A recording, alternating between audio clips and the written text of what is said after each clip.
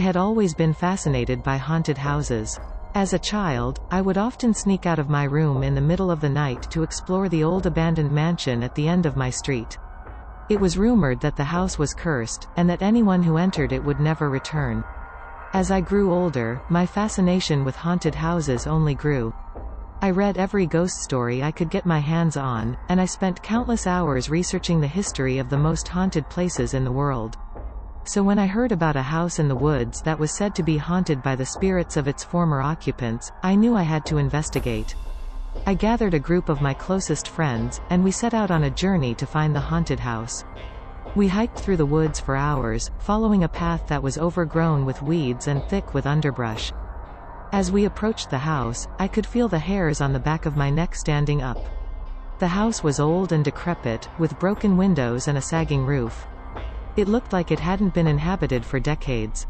We cautiously made our way inside, our flashlights casting eerie shadows on the walls. The air was thick with the musty smell of decay, and the sound of creaking floorboards echoed through the empty hallways. As we explored the house, we began to experience strange occurrences. Doors would slam shut on their own, and we could hear whispers coming from the walls. My friends grew increasingly nervous, but I was thrilled. This was exactly what I had been looking for. But as the night wore on, the atmosphere in the house grew increasingly sinister. We could hear footsteps coming from the upper floors, even though we knew we were the only ones in the house. And then we heard something that made our blood run cold, the sound of a child crying. We followed the sound to the basement, where we found an old wooden door that appeared to be locked from the other side. We pushed and pulled at the door, but it wouldn't budge. As we stood there, trying to figure out what to do next, we heard a voice. It was faint, but it was definitely coming from behind the door. "Help me," the voice whispered. "Please, help me." We redoubled our efforts to open the door, but it wouldn't move.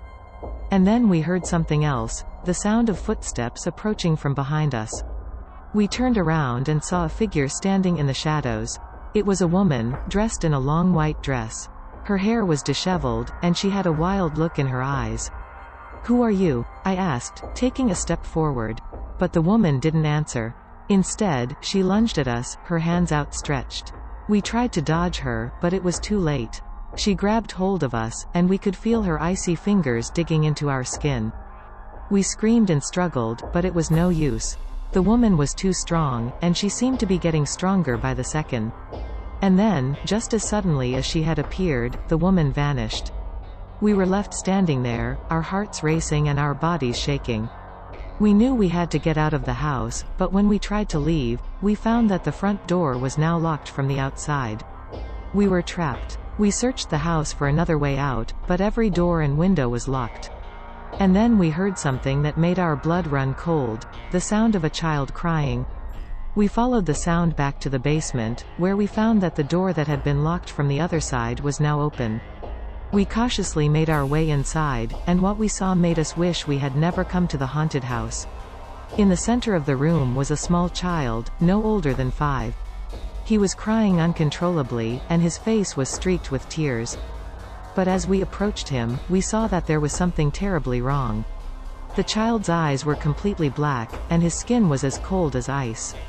And then the child spoke. "I am the one who haunts this house," he said. "And I will never let you leave." We tried to run, but the child was too fast. He seemed to be everywhere at once, blocking our path and taunting us with his eerie laughter.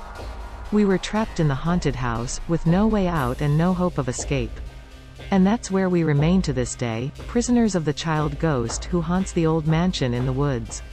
Some say that on quiet nights, when the wind is still and the moon is full, you can hear our screams echoing through the empty halls of the haunted house. But no one dares to go inside to investigate. For the cursed house in the woods is not a place for the living. It is a place for the dead, and those who dare to enter are doomed to become its eternal residents, trapped forever in a nightmare world of darkness and despair. The end.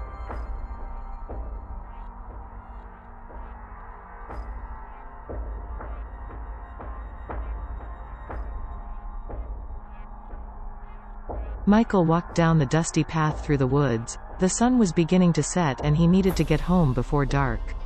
His friends had dared him to spend the night in the abandoned house deeper in the forest, a place locals called the Haunted House. Michael approached the decrepit two-story building, the rotting porch littered with fallen leaves and debris. He walked up the steps slowly, the wood creaking underfoot. Through a cracked window, he could make out furniture covered in sheets. Taking a deep breath, he pushed open the heavy front door that swung open with a loud squeak. The foyer was enveloped in shadows as the last light of day faded. Michael jumped as a mouse scurried past his feet. He cautiously made his way through the main floor, checking each room. The furniture was covered in dust and cobwebs, remnants of wallpaper hung in shreds. In the kitchen, empty cupboards swung open revealing nothing but mice droppings. Michael climbed the creaky staircase to the second floor, his heart pounding as he expected some gruesome sight to greet him around each corner. Each bedroom was bare except for an overturned bed frame or decaying mattress. He surveyed the upstairs, deciding the bathroom would be the safest place to spend the night. Inside the bathroom, the clawfoot tub and pedestal sink were dusty but seemingly intact. A filthy broken mirror hung over the sink. Michael dragged an old mattress into the bathroom, positioning it under the small window. He laid down, pulling his hoodie over his face to block out what little light remained. Michael drifted in and out of an uneasy sleep, waking with a start at every creak and groan the old housemaid. He checked his phone, it had only been a couple hours. Suddenly he heard loud footsteps above him, as if someone was pacing the room directly overhead. Panic rose in his chest as he laid frozen, pretending to still be asleep. The footsteps started coming down the stairs, creaking with each step. Whoever it was seemed to be walking right toward the bathroom. Michael's heart pounded so hard he was sure whoever was out there could hear it. The doorknob turned slowly, the hinges squealing as the door opened. In the dim moonlight filtering through the dirty window, Michael could make out a hooded figure silhouetted in the doorway. The figure stood motionless, staring down at Michael. Suddenly the figure rushed towards him. Michael screamed and stumbled backwards trying to stand up. The figure grabbed him, pinning him against the wall and drawing a knife. Michael struggled as the figure brought the knife up to his throat. Through the hood, Michael could make out empty eye sockets where eyes should be. A skeletal hand clutched the knife. "Who are you?" Michael cried. The figure was silent, tightening its grip on Michael's arm. Michael spotted an old metal pipe lying on the floor. He kicked it upward into his free hand and swung with all his might, connecting with the figure's hood. The figure crumpled to the ground, giving Michael a chance to scramble out of the bathroom and down the stairs. Once outside, Michael ran into the forest as fast as he could, not daring to look back. He ran for what felt like miles until his lungs burned, finally collapsing beneath an old oak tree. He lay there catching his breath, trying to understand what had just happened. Something inhuman lurked in that abandoned house, something that wanted him dead. Michael slowly rose and continued into the woods, putting as much distance as he could between himself and that place. He stumbled onto a well-traveled path and headed in the direction of town, hoping to find someone who could give him a ride home. The sun would be rising soon, but Michael didn't feel any safer in the light. As Michael made his way along the path, he noticed a handsome man dressed in black standing further up the trail. "Excuse me, sir," Michael called out, relieved to see another person. The man turned to face him, revealing empty eye sockets beneath his hood. Michael stumbled backwards and fell to the ground as the hooded man began walking slowly towards him, knife glinting in the first rays of dawn. Michael screamed and scrambled to his feet, running as fast as he could into the dark woods, the hooded man's footsteps drawing nearer with each stride.